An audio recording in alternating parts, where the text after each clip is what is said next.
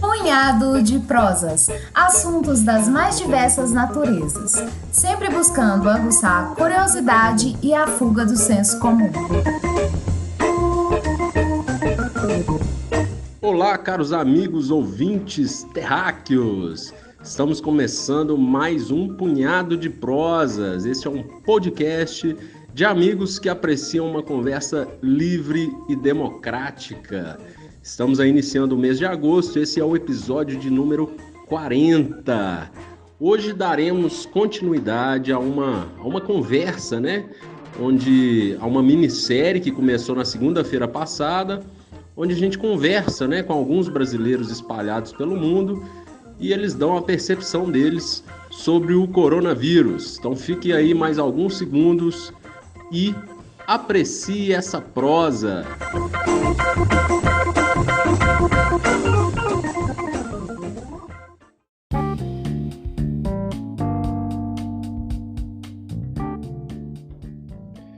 Saímos da Irlanda e mais uma vez pegamos uma ponte aérea virtual, longa e ligeira.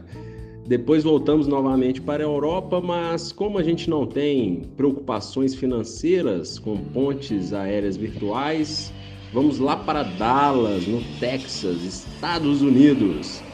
Vamos conversar lá com Fred Landmasser, um brasileiro de dupla cidadania. Ele também é alemão e mora atualmente lá nas terras do tio Sam, já tem 2 anos e meio mais ou menos. Fred, prazerão recebê-lo no Punhado de Prosas, espero que esteja tudo bem aí contigo, amigo, com a Jéssica também e com todos que o rodeiam aí.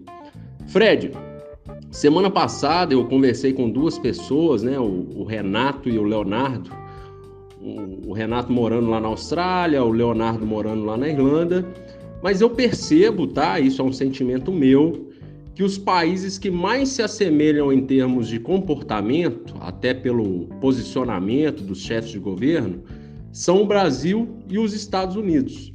Porém, eu não estou aí, né? E eu gostaria da sua visão. Como você tem relacionamento próximo com muitos brasileiros, mesmo estando distante, você acha que os comportamentos dos cidadãos são semelhantes nessas 2 grandes nações? Meu grande amigo Betão, cara, vocês estão mandando bem demais aí nesse punhado de prosa, hein, cara? Porra, parabéns, viu? E brigadão aí pelo convite.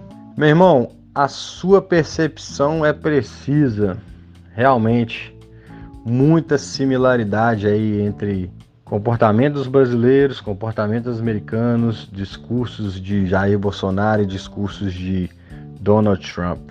No começo da pandemia aqui, a gente vê claramente Donald Trump minimizando os riscos desse novo coronavírus, né? A mesma coisa aí no Brasil até hoje. Então isso influenciou diretamente a população, cara. O americano... No começo eu conversava com algumas pessoas aqui e ninguém acreditava. Todo mundo achava que esse vírus não era isso tudo que algumas pessoas falavam e que só uma parte da população corria risco, no caso os idosos, os jovens não, né? E tem até um outro fator, cara, também não é só a questão do Trump. O americano, por natureza, ele se acha invencível. Nós somos a maior nação do mundo, ninguém pode nos matar, então não vai ser esse vírusinho aí que vai causar grande estrago aqui no nosso país. Isso é cultural aqui nos Estados Unidos, sabe? Só que, cara, eu lembro muito bem de quando os caras começaram a ficar um pouco com medo dessa situação.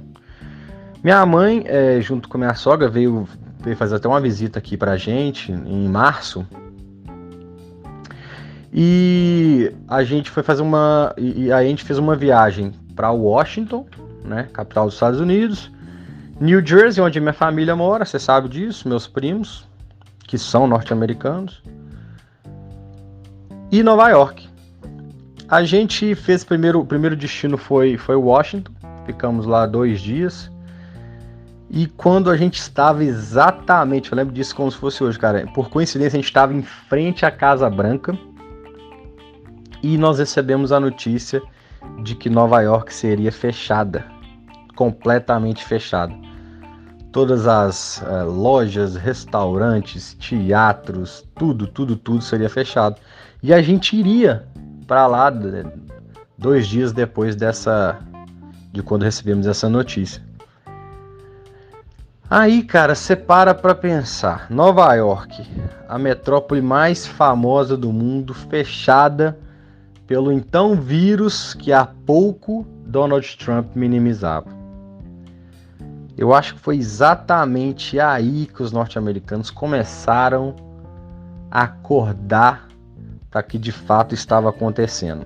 E foi uma loucura porque a gente quase ficamos lá ilhados, né? Vamos falar assim, em New Jersey, na casa dos meus primos, porque voos estavam sendo cancelados diariamente e o medo começou a tomar conta do lugar, sabe?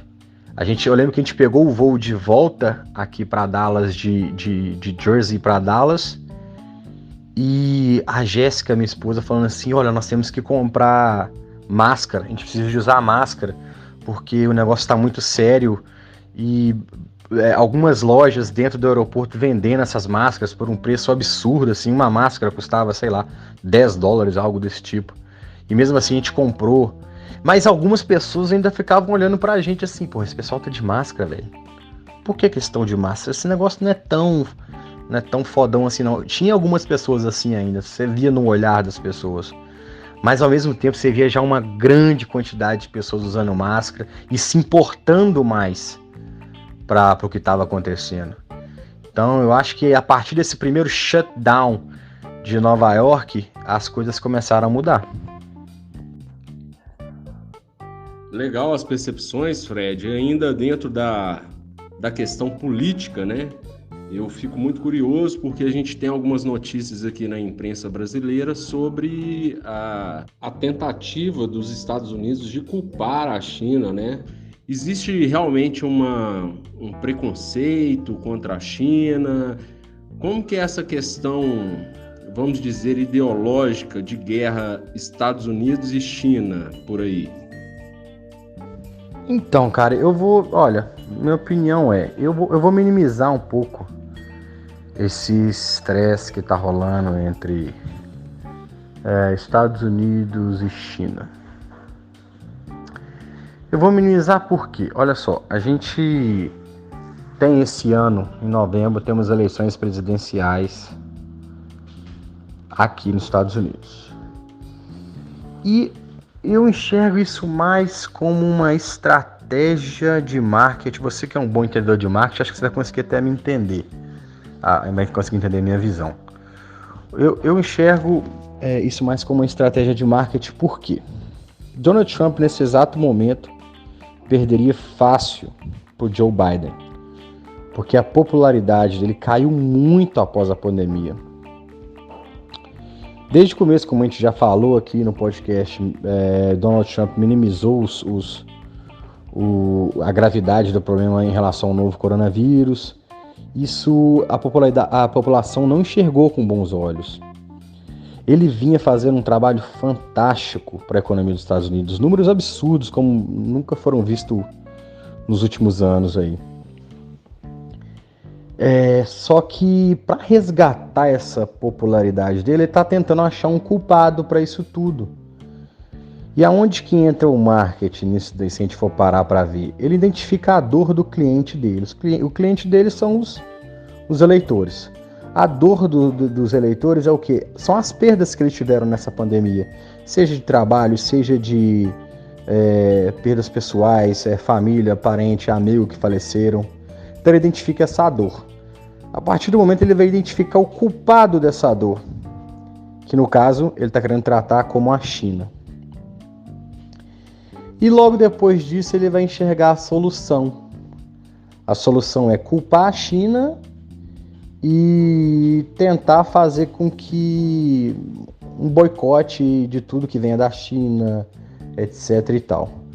Com isso, ele supre, de certa forma, o sentimento de perda do eleitor e tenta aumentar a sua popularidade que foi perdida.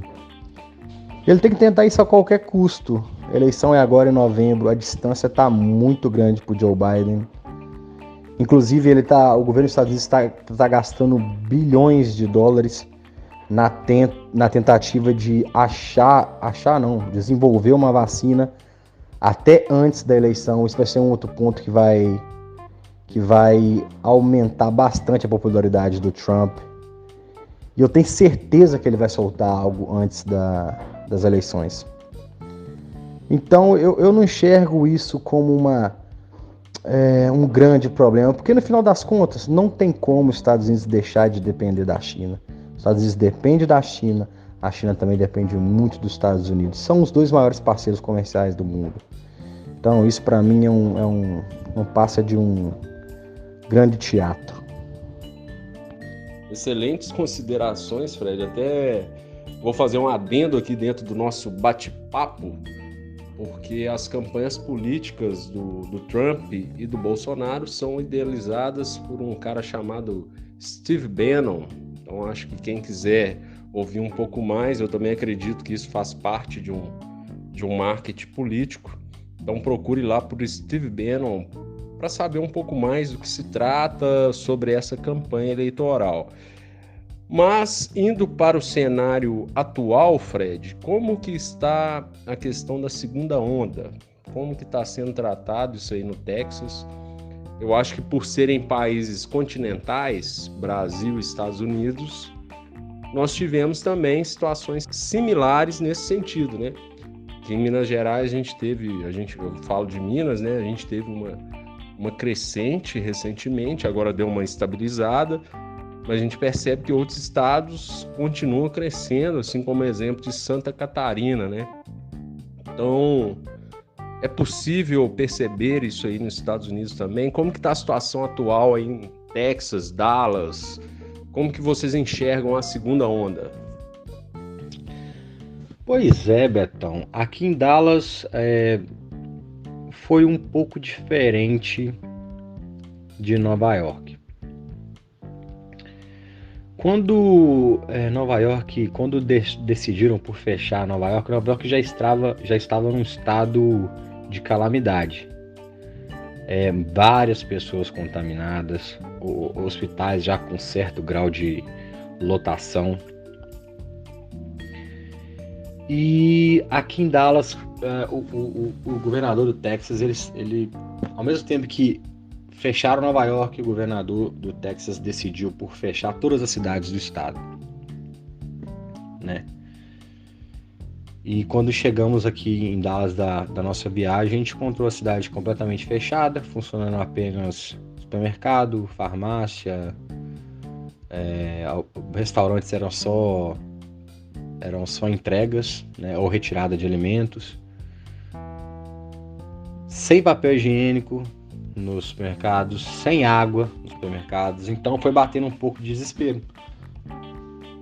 E ainda tinha um outro fator que era a minha mãe e minha sogra tinham uma passagem de volta já para o Brasil e todos os voos estavam sendo cancelados. Vários.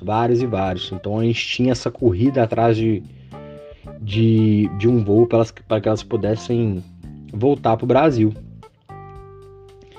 E a gente foi vendo como que o nosso comportamento foi mudando, né? Eu lembro que a gente saía tinha que às vezes descer com os nossos cachorros para passear e tudo. Toda vez que a gente voltava para casa, a gente limpava a pata deles, deixava nosso tênis, a gente não entrava de tênis em casa, né? Tirava sempre antes de entrar. Então algumas coisas foram mudando, né? Só que com o passar dos tempos, os números de Dallas foram ficando mais estagnados. Não tinha um aumento de casos diários. E o governador do Texas decidiu reabrir o comércio para a economia voltar a girar. Só que aí em junho, eu até peguei uns dados aqui interessantes, né? Em junho, no dia 15 de junho, foram registrados 1.254 casos no Texas inteiro. Para quem não sabe, Texas é o maior estado dos Estados Unidos, só fica atrás do Alasca.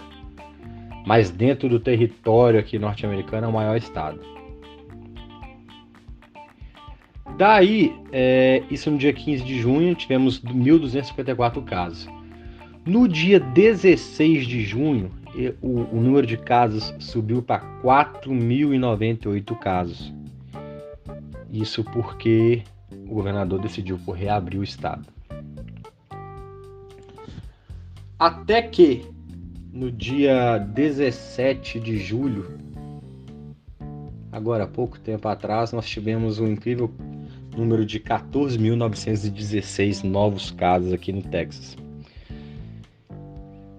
Ou seja, o texano, ele forçou, de uma certa forma, uma segunda onda, né? Porque alguns especialistas acreditam que está tudo ainda na primeira onda aqui nos Estados Unidos. Só que como os números eles se estagnaram durante o período, o estado decidiu reabrir e os números explodiram de uma maneira que nunca teve antes aqui no estado do Texas. Então a gente está sofrendo muito mais agora com essa segunda onda forçada, vamos chamar assim, né? Sim, Fred, entendi. E assim, o papo tá muito bom, mas a gente está precisando encerrar. Eu tenho até um voo virtual marcado agora para Portugal. Vou lá conversar com o nosso amigo Rafael. Gostaria que você comentasse, para a gente encerrar esse bate-papo, se o seu sentimento com esse aumento de segunda onda, ele é de medo, de preocupação, e gostaria também que você deixasse suas considerações finais, alguma mensagem que você queira deixar lá para os nossos amigos brasileiros, a gente que está aqui, ou os ouvintes espalhados pelo mundo aí. Betão, hoje em dia, cara, eu particularmente não tenho medo, não. Olha o que aconteceu. Foi em janeiro desse ano, eu e minha esposa, nós tivemos uma gripe muito forte, com todas as características e sintomas do Covid. A gente teve muita falta de paladar e olfato, muita tosse, e eu também tive falta de dificuldade de respirar, né? E aí também teve uma outra situação que foi aproximadamente há 2 meses atrás. Um grande amigo meu aqui, ele testou positivo para o Covid-19 e a gente tem contato quase que diariamente. Mesmo eu tendo contato com ele quando ele estava contaminado, eu não tive nenhum tipo de sintoma novamente, o que nos leva a crer que nós já estamos imunizados da doença.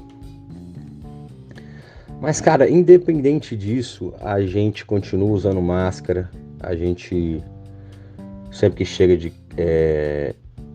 em casa lava as mãos, né? E o mais importante, a gente acaba respeitando essa questão de distanciamento com as pessoas que preferem agir dessa forma, né? Que eu acho que essa é a grande lição que a gente pegou aqui desde a época da pandemia, que é respeitar os outros. Acho que não pensar só em si próprio, não olhar só para o próprio umbigo, né, cara? Pensar muito nos outros. Tem muita gente aí que tá na faixa de risco ainda. E até por mais que a gente não transmita isso para ninguém mais e não contraia a doença, às vezes se você tá em algum lugar, se você estiver sem máscara, a pessoa vai olhar aquilo, vai ficar incomodada. Então vamos respeitar também essa opinião do outro, né? Acho que esse foi o nosso grande aprendizado este ano.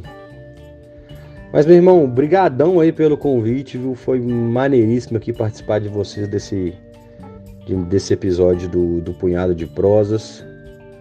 Um grande abraço para todo mundo aí e fique com Deus, cara. Um beijão para vocês. Fred, um beijão para você também. Mando um abraço especial para a Dona Ieda. Me lembro bem da vitamina de Oropronobis com cenoura e laranja, inesquecível, proteína pura, nos ajudou muito nos treinos de natação. Grande abraço, dá um abraço na Jéssica também e fique bem aí, amigo. Partiu Portugal!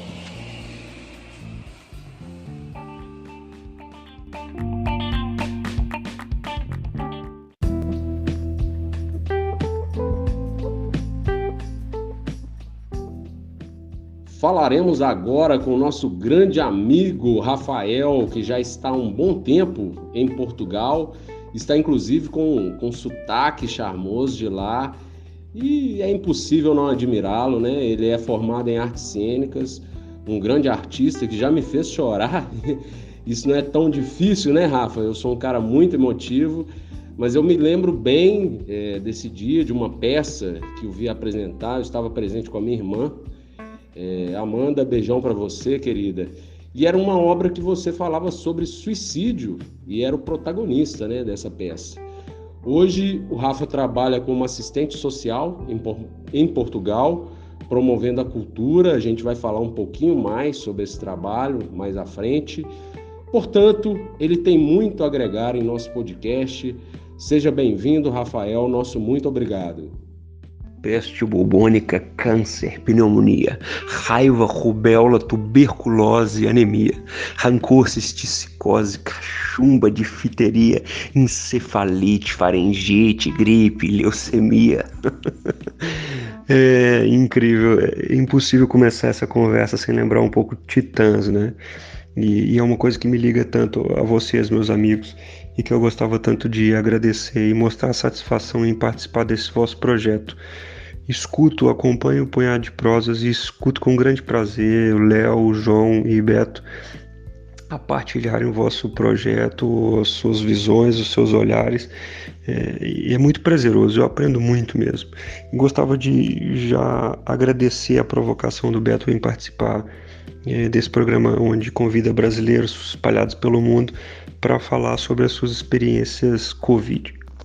Rafa, para a gente posicionar os nossos ouvintes, para a gente contextualizar, há quanto tempo você está aí em Portugal? Como que foi o início da pandemia? Fala um pouquinho sobre a sua história. Meu nome é Rafael Moraes, eu moro 11 anos em Portugal. Sou casado com uma portuguesa chamada Daniela Ezequiel, tenho um filhote Benjamin de Moraes, e acho relevante falar isso logo de início, porque a nossa impressão referente a tudo que a gente vive, nesse caso a pandemia, ela está impregnada das coisas que nos cercam. Nesse caso, para ser mais claro, se passar uma pandemia ou qualquer crise financeira, estando solteiro, estando casado, estando tendo filhos, estando perto da família, longe da família, estando num emprego estável, estando num emprego com dificuldades de manutenção, vai interferir muito a nossa experiência. E quando falo dessa experiência, eu posso remeter aqui também a 2009, quando eu chego em Portugal, né, solteiro, mas 11 anos mais novo, super entusiasmado em viajar pela Europa. Não senti tanto o massacre da comunicação social referente ao que estava acontecendo naquele ano, mas a verdade é que eu acabei vivenciando em Portugal sem tanta sensibilidade ou sem tanto peso, mas também a pandemia da gripe A, H1N1, de origem suína, que estava acontecendo no mundo todo, né, naquele ano 2009, e que também deixaram mortos, e que também deixaram muitas pessoas infectadas, e também teve aqui, vamos dizer assim, representou o primeiro grande teste Portugal, né, ao trabalho do Sistema Nacional de Saúde e tudo isso. E agora em 2020 é curioso que Portugal não aproveitou muito essa experiência da pandemia em 2009 e começa tudo isso muito displicente. Estavam tranquilos, janeiro, fevereiro começa a ter alguma coisa, a gente começa a ver imenso caso Itália, França, Espanha aqui ao lado, e não vejo muita coisa sendo falada, a não ser o bombardeio da pandemia, que ainda não é pandemia, né, mas começa a surgir na Europa e no mundo. E aí o que acontece? As pessoas começam a procurar máscara, o álcool começa a sumir das prateleiras do supermercado, da farmácia, e é incrível que chega a ministra da Saúde a falar, inclusive, que era pouco provável que chegasse a Portugal, o Covid e tudo. E de repente, cara, que há um salto, uma mudança de comportamento incrível, que é oficialmente, a 2 de março, eles informam que existem 2 pessoas infectadas. É um senhor que vem da Itália, que estava de férias, inclusive que era médico, um jovem que vem da Espanha, que estava a trabalhar, e de repente aqueles casos começam, de um dia para o outro, passar de 2, 4, 10, 20, e aqui há um salto do dia 2 de março para o dia 16 de março, decretado o estado de alerta pelo primeiro-ministro, aonde fecham as fronteiras com a Espanha, só entra e sai coisas fundamentais, começa a encerrar bares, discotecas, lojas, a circulação começa já a ser mais vigiada, e é incrível, meu. É reportada a primeira morte, e aí em 2 dias, dia 16 para dia 18 de março, é decretado, mesmo pelo presidente da República, o estado de emergência. E esse estado de emergência tem aqui algumas singularidades muito curiosas. Rafa, conte para nós uma particularidade nesse sentido, né? A gente conversou um pouco antes, você falou que a restrição de circulação aí foi bem severa, né? Fala um pouco sobre isso. Essa foi uma maneira um bocado mais leve de eu dizer, né? Porque, de fato, a declaração de estado de emergência mais parece com um estado de ditadura do que um estado de cuidado, sinceramente. Porque, assim, o estado de emergência ele contempla o confinamento obrigatório e a restrição completa da circulação. Nossa, assim, todas as pessoas.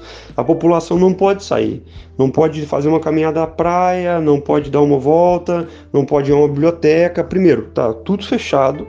E segundo, mesmo eu que trabalhava numa área de serviço social, trabalho na Santa Casa da Misericórdia de Lisboa, e prestava serviço, eu tinha que andar com um documento carimbado pela minha empresa, assinado pelo meu diretor, que me dava autorização perante uma GNR, uma polícia militar, alguma coisa que me parasse na rua, questionando por que eu estava em circulação. Eu tinha que mostrar. Então as pessoas tinham que ter um documento da empresa, falando que você tinha autorização e fazia parte de serviços básicos e essenciais, né? Que era o pessoal que trabalhava em supermercados, o pessoal que era médico, enfermeiro, todo mundo teve que ter aqui um documento comprobatório que podia continuar circulando. Rafa, pelo que eu entendi, você achou que o governo foi muito rigoroso, é isso? Quando a gente observa os números, a gente percebe que Portugal teve um desempenho, um número menor de mortes que França, que Itália, que o próprio Reino Unido. Você considera que essa rigorosidade, né, mesmo que você ache ela excessiva, ela foi positiva? Ah, sim, sem dúvida nenhuma. Acredito que apesar da rigorosidade, né, que é excessivo, porque a desobediência disso é considerado como um crime, você pode ser preso, imagina. Eu vou dar uma voltinha num parque. Eu vou comprar alguma coisa num lugar fora da minha zona de moradia. Você podia ser preso, você podia ser multado. As pessoas eram paradas na rua pela polícia e questionadas. Então, de fato é rigoroso, mas o desempenho disso, essa resposta que foi dada à comunidade foi o que de fato ajudou na forma positiva que a gente conseguiu cercear, né? Segurar a pandemia, cara. Porque sem essa restrição, acho que seria muito difícil. Rafa, uma das coisas que me chamou a atenção, né, nas notícias que eu recebi de Portugal, foram as imagens da cidade, do centro da cidade, totalmente tudo fechado, né? Ninguém na rua. A gente teve até um isolamento aqui no início, em Minas Gerais. Eu me lembro de algumas vezes que eu tive que ir no centro de Belo Horizonte, de me assustar. Mas as fotos que eu vi de Portugal, as imagens que chegaram pelos noticiários foram muito mais extremas, né? Fala um pouco sobre essa particularidade.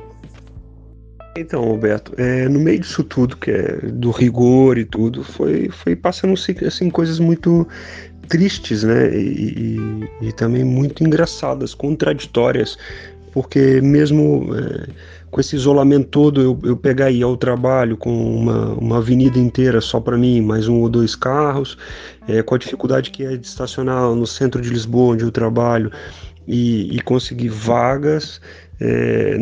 Aconteceu que, como as pessoas estavam tentando evitar ao máximo, as pessoas estavam a trabalhar, como eu já disse, em hospitais, com limpeza urbana, com serviços essenciais, com supermercados e tudo, em farmácias, o transporte começou a ser de graça, cara. Comboio, que é o trem, né?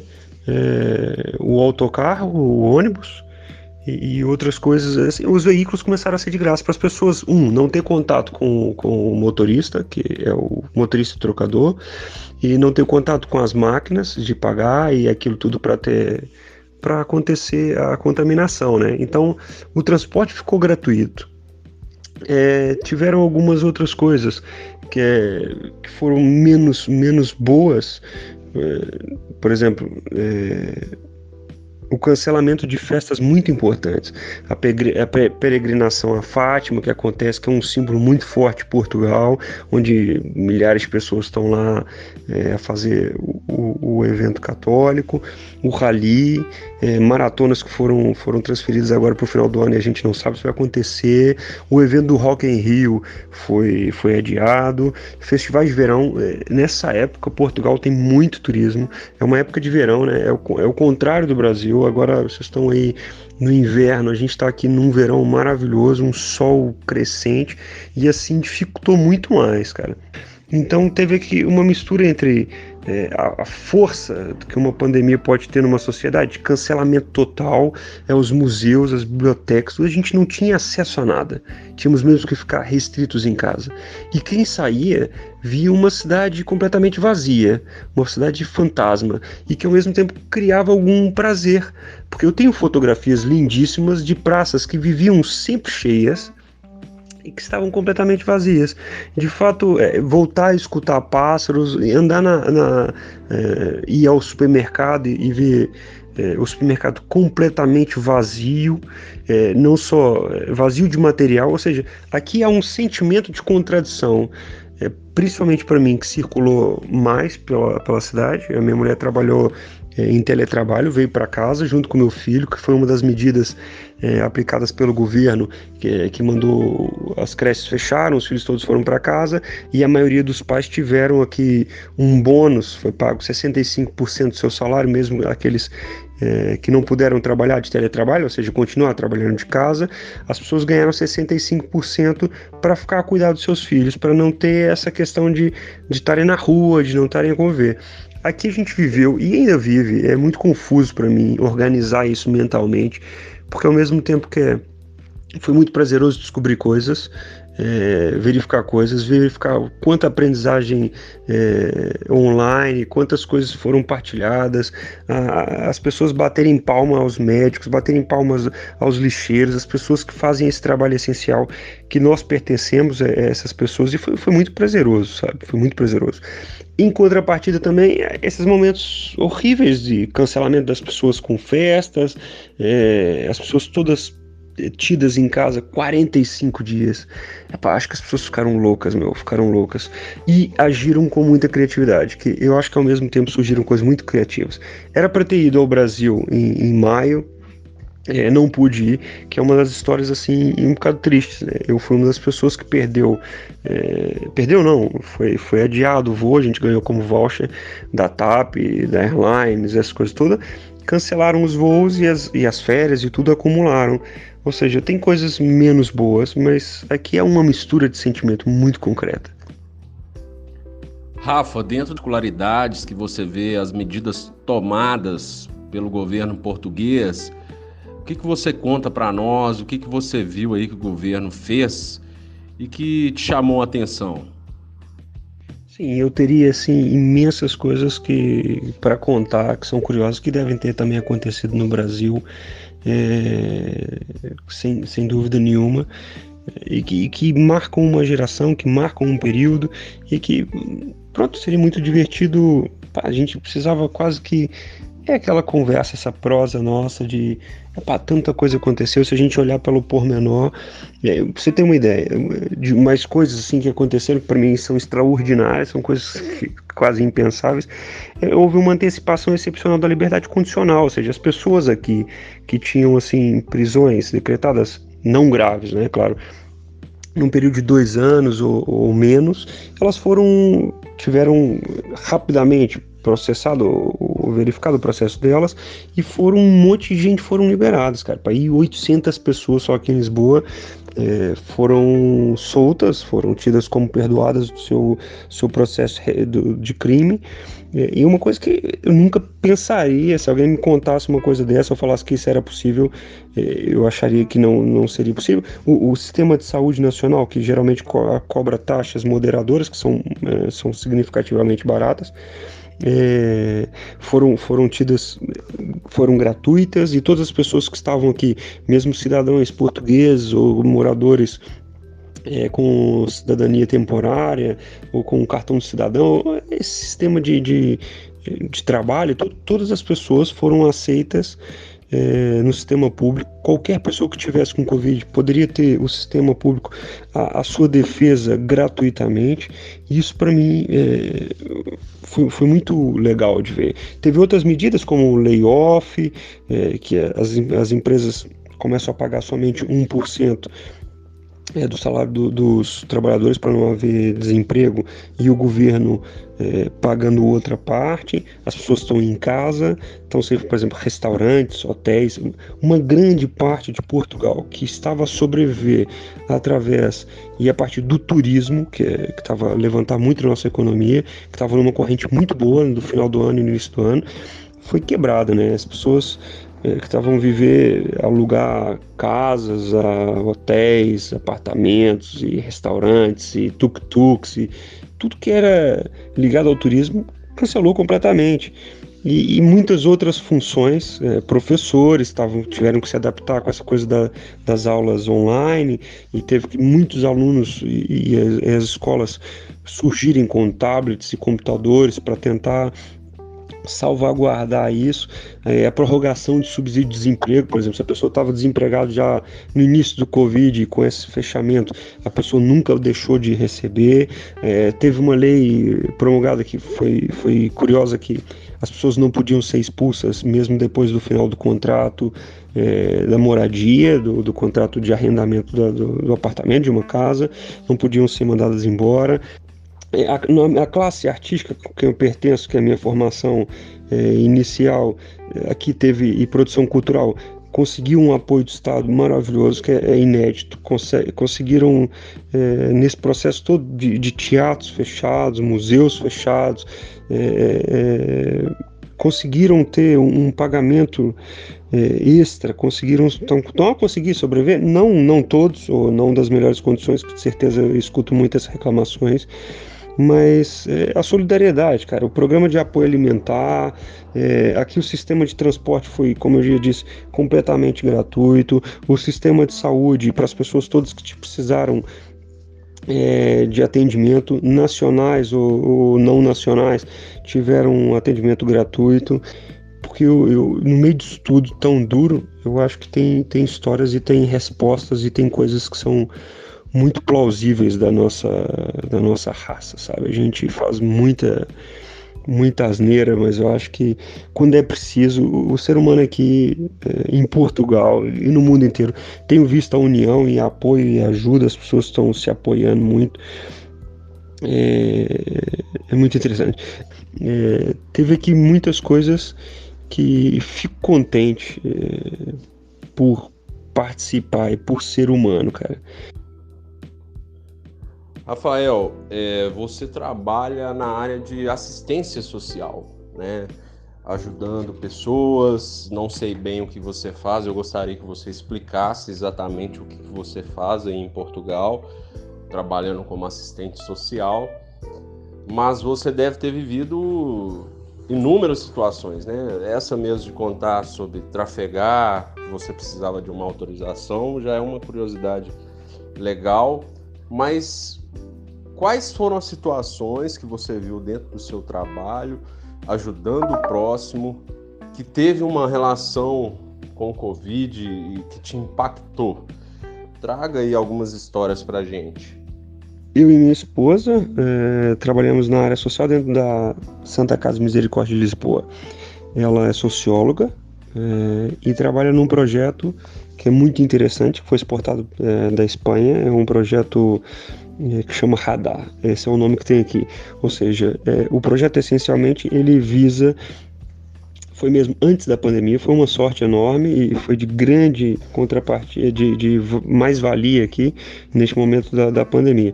Então, é um projeto que foi de casa em casa, verificando as pessoas que estavam em casa. Portugal é um país de muita comunidade idosa, de muita comunidade acima dos 60 anos, então foi rastreado, né? Por isso o nome Radar. Eles verificaram de porta em porta quantas as pessoas existiam mais velhas, o que elas precisavam, se precisavam de algum apoio, se elas eram autônomas, se elas eram ligadas a algum serviço social, aqui tem coisas muito interessantes para a faixa etária, que tem centros de dia, centro de convívio, tem atividade e tal, e as pessoas foram entradas num banco de dados, ou seja, fizeram uma grande varredura assim, da informação de Lisboa, essencialmente, agora do início do projeto, para saber quem é que estava sozinho, quem é que precisava, se dependia de alguma coisa, se dependia de escada, de muletas, de cadeira de roda, se conseguia fazer compra, se estava sozinho. E esse projeto agora foi ótimo, porque minha mulher veio para casa e ela estava fazendo atendimento telefônico praticamente, ligava para cada pessoa que foi inscrita, e perguntava para as pessoas como é que vocês estão, o que se passa, tá tudo bem, vocês estão a conseguir ter alimentação em casa, tem alguém que busca alimentação e as necessidades básicas no supermercado, vocês estão sozinhos, tem família que protege. Isso foi incrível. Ela tem imensas histórias interessantes de pessoas muito, muito abandonadas, pessoas senhoras e senhores que dão lição de vida em nós jovens, cheio de vida, cheio de alegria no telefone, a falar que saem, que fazem coisas em casa e que partilham, e que muitas vezes eles é que saíam para ajudar os filhos, porque também existe muito isso aqui. Como muita gente ficou desempregada, acaba que os pais, com a reforma, acabaram ajudando muitos filhos. Então esse é o trabalho da minha esposa, que trabalha com teletrabalho em casa, ligando para essas pessoas com histórias muito divertidas, histórias assim muito próximas da depressão, do desejo de suicídio, e outras divertidíssimas com gargalhadas e estão dizendo que querem viver muito. São pessoas que viveram a Primeira Guerra Mundial, a Segunda Guerra Mundial, várias pandemias, e querem mais e acham que a gente tem que ter muita força e se unir para conquistar as coisas com maior força. Pronto, e eu trabalho numa casa de acolhimento, uma casa de jovens, essencialmente só homens. Eu trabalho lá com miúdos entre 13 e 21 anos, são miúdos que ou foram abandonados, ou sofreram alguma violência doméstica, abuso sexual, ou também estão respondendo a algum processo tutelar educativo, que cometeram crimes, têm vício em droga, bateram nos pais, essas coisas que acontecem aqui no Brasil também não é indiferente, né? A gente sabe disso. Então eu trabalho nessa casa, são várias casas, eu trabalho em uma delas como técnico superior de educação social. Eu sou responsável pelo setor cultural e aproveito a minha formação, né, como educador pela arte e arte-terapia. Então faço ali projetos, cuido deles no geral, tanto desde os miúdos que tem que ficar ajudar no apoio escolar, quanto ajudar a acordar, como apoiar ali na organização da casa, como também os projetos que a gente vai criando, e é muito divertido.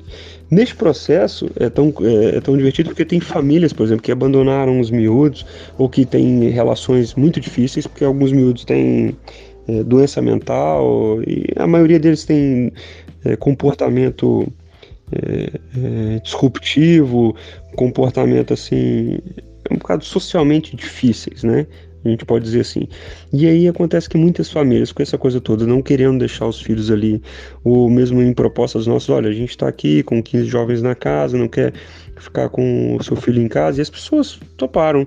E isso, cara, deu reviravolta em alguns casos que a gente acharia que era quase impossível daquele jovem regressar à casa. E aí conseguiram criar relações em casa, conseguiram ter ligação com o pai, com a mãe, com os familiares. E foi muito curioso, porque alguns jovens que nunca a gente acreditava que voltaria para casa puderam ter esse retorno apoiado, claro, e a gente continua a apoiá-los a casa. Nesse processo, o que se passa? Jovens, né? Saem, fogem, não podem sair, fogem, pulam muro, saltam do segundo andar do prédio, fogem, e são histórias complicadas, porque aí eu tenho que buscar os miúdos à casa, tenho que ir com a polícia, e entrei em casas que são em bairros sociais, bairros difíceis, bairros que a gente não sabe, quer dizer, a gente sabe que tem um índice de contaminação maior e que a gente não sabe que tipo de segurança a gente vai ter. Então eu tive assim, episódios de entrar em casas que eram 7, 8, 9, 10 pessoas num cômodo super pequeno, e eu tentando ali respirar e estar com a máscara e tentar apoiar a família, e junto com a polícia tentar que o miúdo voltasse com a gente e que entendesse esse processo. E é curioso, né? Porque a gente às vezes recebe e vive respostas, né, inacreditáveis. Pais que abandonam filhos, de repente falam: não, você não vai levar meu filho vai ficar aqui, está num momento muito difícil de pandemia. Outros que, pelo contrário, falam: não deixe ele aqui porque tá muito complicado esse bairro, tá muito complicado isso, leve ele embora, ajudem da maneira que puder. Então, a gente viveu ali e teve uma das nossas colegas que teve a sua parceira contaminada pelo Covid, e ela teve que ir para casa, não pôde trabalhar, e todos nós que tivemos contato com ela tivemos que entrar em quarentena. Ou seja, uma das histórias aqui que foi muito duras e também muito prazerosas, tive que viver com os putos lá, viver 100%, 24 horas, dormi lá na casa, acordei, tomei banho, tomei café com eles amanhã, durante quase 10 dias. Ou seja, ficamos internados, eu fiquei longe da minha família, não pude ver meu filho, não pude ver minha mulher durante 10 dias. Foi uma vivência incrível, porque eu nunca poderia me aproximar tanto daqueles jovens como foi, e foi uma experiência muito dura, porque eu estava sempre a trabalhar, né? Eu acordava, já estava com os jovens, eu ia dormir sempre ali desperto para qualquer coisa que fosse preciso ou que podia acontecer. Ou seja, isso tudo que a gente está vivendo agora ainda é muito forte, agora está numa vaga exponencial que está aumentando de novo, e o que é bom nesse sentido é só que a maioria das pessoas são jovens, é na classe que eu cuido, na faixa etária que eu cuido. É um pouco preocupador, assim, eu tô com um coração muito forte, porque tem a minha sogra e tem o meu cunhado que tem problemas assim de saúde, que não podem ter contato com a gente, tem a minha mãe que está aí no Brasil, que eu gostava muito de ter visitado, gostava que ela viesse para cá e não pode. Ou seja, essas histórias tão duras e tão fortes, de ver o nosso filho beijar um ecrã de telemóvel, de ter saudade da mãe e querer cuidar da mãe e não poder buscá-la porque ela vai correr mais risco de contaminação aqui, e essas coisas todas que a gente vai vivendo me faz questionar e às vezes ficar muito satisfeito com o que eu estou vendo. É claro que é um pensamento um pouco romântico, não tenho dúvida disso, porque virá agora uma leva de crise, porque o governo está implementou e protegeu muito o lado social, e a gente sabe que esse dinheiro sai de algum lugar. Rafa, o papo tá muito bom, é muito bom ouvir suas palavras, suas considerações, mas o nosso tempo, infelizmente, está acabando. Gostaria que você deixasse uma mensagem, o que você aprendeu aí em Portugal, e fizesse as considerações finais. Bem, não sou muito bom para despedir. O Beto foi uma grande testemunha desse processo meu, que participar do programa mexeu muito comigo desde ontem. Passei uma noite toda acordada, tentando aqui dar atenção devido ao meu filho e à minha esposa, e tentando descansar, que estou no momento de pausa. e tentar distanciar um pouquinho dessa realidade que não é muito fácil, que é uma realidade muito desafiante e complexa, não só de Portugal, não só da minha realidade de família, bairro, tudo aqui pequenino, mas um macro, uma realidade do mundo muito complexa. É difícil distanciar nesse momento, até porque a gente está longe da nossa cidade, longe da nossa terra, do Brasil. Sinto muita falta de poder proteger os meus amigos e a minha família. Mas gostava de deixar aqui uma energia positiva para que a gente consiga ultrapassar e aprender mais uma vez com essas dificuldades que a natureza, que a vida, que o ser humano vai produzindo e vai vivenciando. E termino com a frase, com a brincadeira que comecei a cantar do Titãs, desejando a todos uma boa continuação e que todo mundo passe esse momento com a maior leveza possível, tentando aproveitar o máximo que puder de cada coisa e registrando, gente, registrar as coisas para depois a gente, daqui a uns 10, 20 anos, não deixar passar, porque sentir como Portugal podia ter aproveitado a memória de 2009. Então, o pulso ainda pulsa e o corpo ainda é pouco. Obrigado, Beto, obrigado, ouvintes, obrigado pela paciência, me desculpem por essa ansiedade e levas de fala e tentativa de passar aqui um bocadinho desse lado de cá. Abraço, pessoal. Fui. Rafael, agradeço imensamente sua participação. Você não precisa pedir desculpa de nada. Eu refleti muito, acredito que nossos ouvintes também tenham refletido. Eu, por ser um amigo próximo, por gostar muito de você, me toquei muito por tudo que você falou e desejo tudo de bom para você que faz um trabalho de linha de frente, de estar ajudando. Desejo que você seja abençoado aí, você, sua família, que termine tudo bem, que realmente chegue essa vacina o mais rápido possível e que a gente possa sair dessa.